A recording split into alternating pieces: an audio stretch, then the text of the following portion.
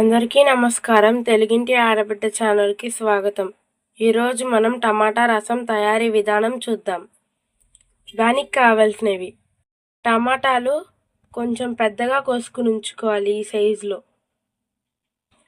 ఒక ఉల్లిపాయ సన్నగా కోసుకోవాలి. పచ్చిమిరపకాయలు, తాలింపు దినుసులు, అల్లం, కొత్తిమీర, కరివేపాకు, ధనియాల పొడి, పసుపు, ఉప్పు, కారం. ఇప్పుడు తయారీ విధానం చూద్దాం. ఇప్పుడు ఒక గిన్నె తీసుకుని అందులో టమాటాలు వేసుకుందాం. ఇప్పుడు నీళ్లు పోసుకుందాం. ఇప్పుడు ఉప్పు వేసుకుందాం. ఒక నిమ్మకాయ బద్దంత చింతపండు. ఇప్పుడు దీన్ని స్టవ్ వెలిగించుకుని పెట్టేసుకుందాం. టమాటాలు మెత్తగా అయ్యేంత వరకు ఉడకబెట్టుకుందాం. టమాటాలు లైట్గా ఉడికిపోయినాయి కదా, ఇప్పుడు కొంచెం అల్లం వేసుకుందాం. ఇంకాసేపు ఉడకనిద్దాం. చూసారుగా టమాటాలు బాగా ఉడికిపోయినాయి. ఇప్పుడు వీటిని స్మాష్ చేసుకుందాం. ఇప్పుడు పప్పు గుత్తుతో స్మాష్ చేసుకుందాం.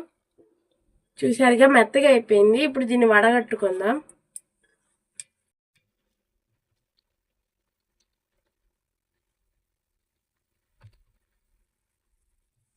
ఇప్పుడు దీన్ని ఇలా నొక్కుంటే దాంట్లో ఉన్న రసం కూడా వచ్చేసింది, టమాటాలో ఉన్న రసం. ఇప్పుడు మనం తాలింపు దినుసులు వేసేసుకుందాం.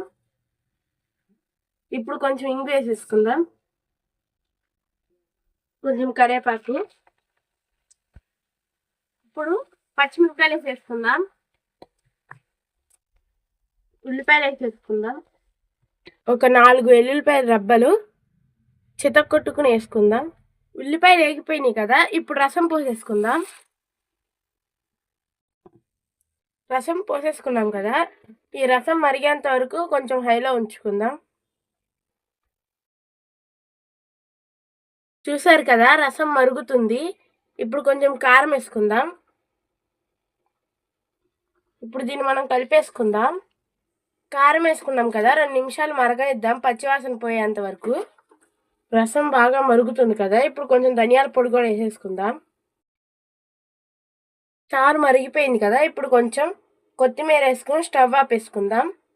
దగ్గు, జలుబు, జ్వరం వచ్చినప్పుడు నోరు చేదుగా ఉంటుంది కదా, అప్పుడు ఇలా చారు కాసుకుని అన్నంలో వేసుకుని తింటే పుల్ల పుల్లగా, కారం కారంగా, తీగా ఉంటుంది కదా, నోటికి రుచిగా తగులుతుంది.